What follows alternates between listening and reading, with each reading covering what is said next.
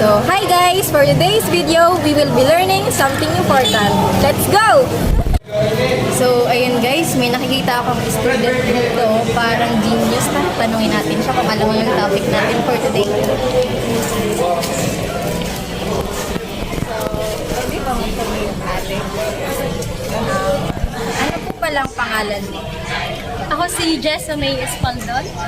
At anong course mo pala? I'm from BS Chemical Engineering 4. Para sa'yo, ano yung course ng madalas manukit sa mga engineering? IT. IT. Pero joke lang, hindi yan yung topic natin na pag-uusapan ngayon. It is a serious topic na masyadong malaki yung impact sa ating society for today at sa ating environment. So, gusto lang naming tanungin ka, malay mo, meron kang konting alam tungkol sa topic natin.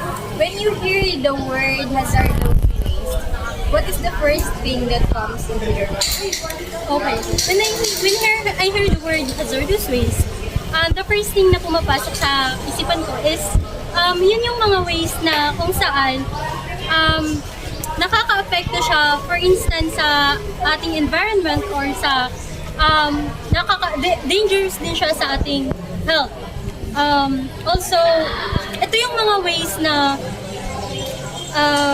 hindi masyadong nakokontrol sa or napapabayaan sa isang commercialized area or sa mga industrial and abandoned facilities.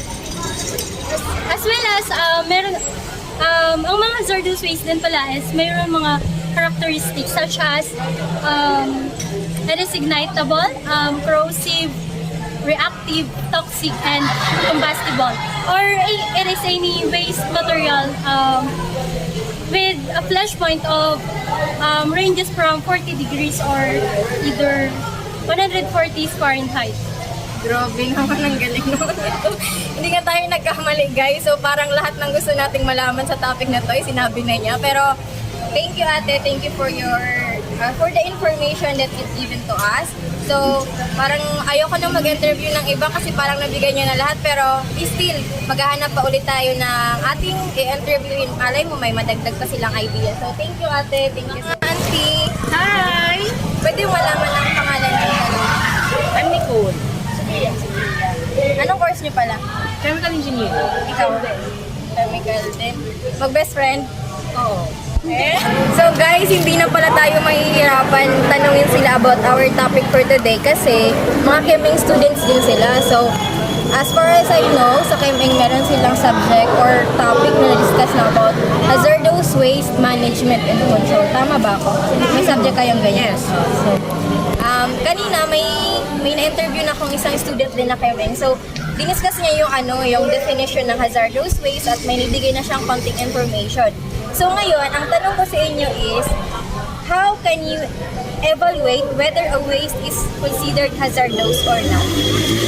So, a waste can be identified in terms of its ignitability. Ignitability defines how it can fastly create a fire. For example is waste oil. So for the next one is the toxicity. It causes poisonous things to it's either the environment or sa tao mismo. Diba? An example naman yan is gasoline. Oh. So for the reactive, yun yung mga mabilis mabilis siya mag-react when collided with other chemicals outside. For example, the Explosive and peroxide. So for the last one is the Corrosive. yeah. So for corrosive, yun yung mga madaling mag-corrode sa mga metals. For example, is the battery acid. So for the second question, what are the control methods of hazardous waste?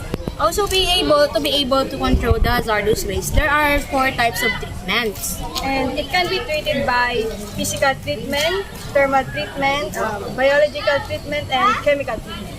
Depending on their properties and Characteristics. Yes. Okay, thank you!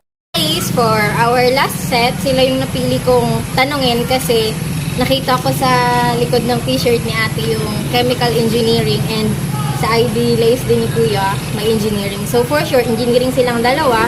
I-confirm lang natin kung both Chem-Eng sila and kung anong year level na.